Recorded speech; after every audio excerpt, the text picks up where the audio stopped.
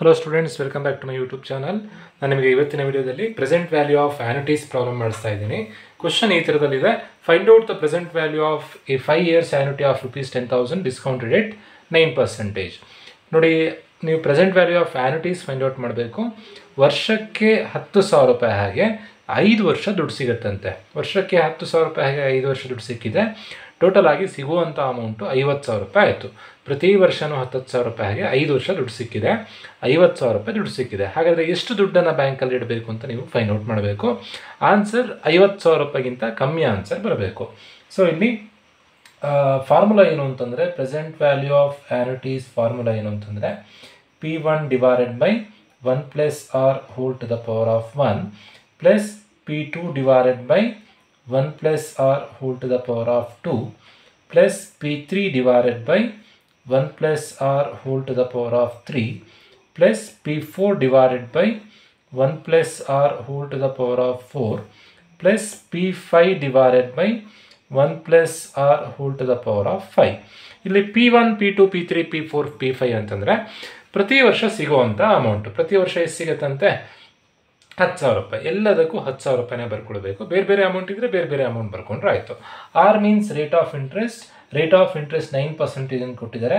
ನೀವು 9 divided by 100 ಮಾಡ್ಕೊಳ್ಬೇಕು. ಆವಾಗ 0.09 ಬರುತ್ತೆ. ದೆನ್ ಎನ್ ಅಂದರೆ number of years. Number of years ಕ್ವಶನಲ್ಲಿ 5 years ಅಂತ ಕೊಟ್ಟಿದ್ದಾರೆ.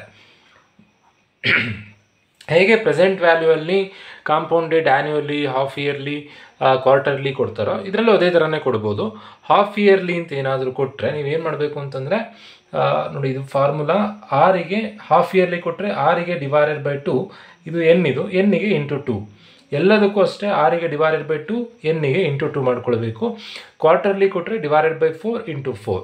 ದೆನ್ ಮಂತ್ಲಿ ಕೊಟ್ಟರೆ ಡಿವೈಡೆಡ್ ಬೈ 12 ಇಂಟು 12. ಏನೂ ಕೊಡದೇ ಇದ್ದಾಗ ಆ್ಯನ್ಯುವಲಿ ಅಂತ ಅರ್ಥ. ಸೊ ಕ್ಯಾಲ್ಕುಲೇಷನ್ ಮಾಡೋದು ಹೇಗೆ ಅಂತಂದರೆ, ಫಸ್ಟ್ P1 ಫಸ್ಟ್ನೇ ವರ್ಷ ಸಿಗುವಂಥ ಅಮೌಂಟ್ ಎಷ್ಟು? 10,000 divided by 1 plus R means rate of interest 0.09 to the power of 1 plus second ಇಯರಿಗೆ 10,000 divided by 1 plus 0.09 to the power of 2 plus 10,000 divided by 1 plus 0.09 to the power of 3 plus 10,000 divided by 1 plus 0.09 to the power of 4 plus 10,000 divided by 1 plus 0.09 to the power of 5.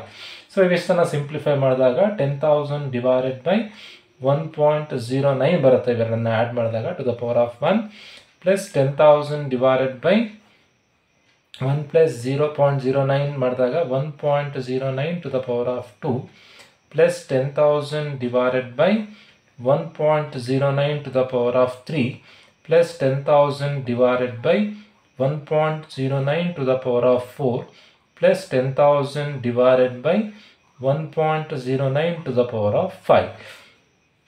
So ಇವಿಷ್ಟನ್ನು simplify ಮಾಡಿದಾಗ ಏನು answer ಬರುತ್ತೆ ಅಂತಂದರೆ 10,000 plus 10,000 plus 10,000 plus 10,000 plus 10,000 divided by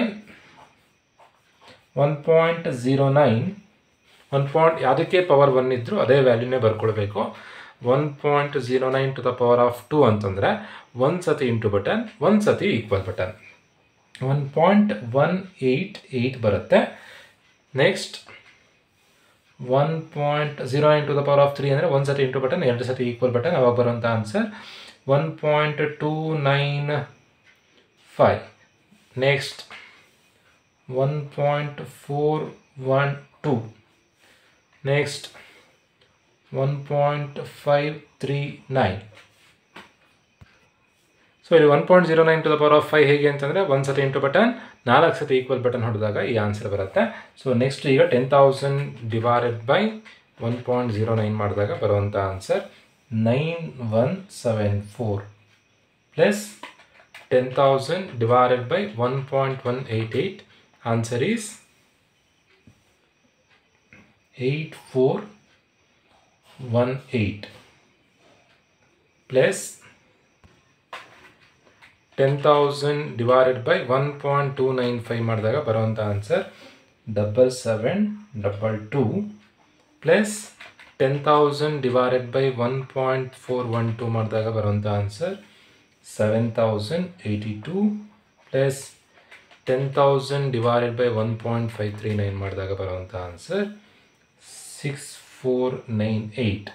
So the final answer is 9174 plus 8418 plus 7722 plus 7082 plus 6498. The answer is 38,894. ಇವತ್ತು ನೀವೇನಾದರೂ ಬ್ಯಾಂಕಲ್ಲಿ 38,000 ರೂಪಾಯಿ ದುಡ್ಡು ಇಟ್ಟರೆ ವರ್ಷಕ್ಕೆ 10,000 ರೂಪಾಯಿ ಹಾಗೆ 5 ವರ್ಷ ನಿಮಗೆ ದುಡ್ಡು ಸಿಗುತ್ತೆ. ಸೊ ಇದು ಪ್ರೆಸೆಂಟ್ ವ್ಯಾಲ್ಯೂ ಆಫ್ ಆ್ಯನ್ಯುಟೀಸ್ ಪ್ರಾಬ್ಲಮ್. ಈ ಥರದಲ್ಲಿ ನೀವು ಆ್ಯನ್ಯುಟಿ ಪ್ರಾಬ್ಲಮ್ ಮಾಡಬೇಕಾಗುತ್ತೆ. ಇದರಲ್ಲಿ ಹಾಫ್ ಇಯರ್ಲಿ ಕೊಟ್ಟರೆ 6ಗೆ ಡಿವೈಡೆಡ್ ಬೈ 2 ಎನ್ನಿಗೆ ಇಂಟು 2, ಕ್ವಾರ್ಟರ್ಲಿ ಕೊಟ್ಟರೆ 6ಗೆ ಡಿವೈಡೆಡ್ ಬೈ 4 ಎನ್ನಿಗೆ ಇಂಟು 4 ಎಲ್ಲ ವರ್ಷಕ್ಕೂ ಅಪ್ಲೈ ಮಾಡಬೇಕು. ಹೋಪ್ ಎಲ್ರಿಗೂ ವಿಡಿಯೋ ಅರ್ಥ ಆಗಿದೆ ಅಂತ ಅಂದ್ಕೊಳ್ತಾ ಇವತ್ತಿನ ವಿಡಿಯೋ ಮುಗಿಸ್ತಾ ಇದ್ದೀನಿ. ಯಾರ್ಯಾರು ನಮ್ಮ ಚಾನಲನ್ನು ಸಬ್ಸ್ಕ್ರೈಬ್ ಮಾಡಲಿಲ್ವೋ ಇವತ್ತೇ ನಮ್ಮ ಚಾನಲನ್ನು ಸಬ್ಸ್ಕ್ರೈಬ್ ಮಾಡಿ, ನಿಮ್ಮ ಫ್ರೆಂಡ್ಸಿಗೆ ವಿಡಿಯೋನ ಶೇರ್ ಮಾಡಿ, ಹಾಗೆ ನಮ್ಮ ವಿಡಿಯೋ ಲೈಕ್ ಮಾಡಿ ಅಂತ ಹೇಳ್ತಾ ವಿಡಿಯೋ ಮುಗಿಸ್ತಾ ಇದ್ದೀನಿ. Thank you.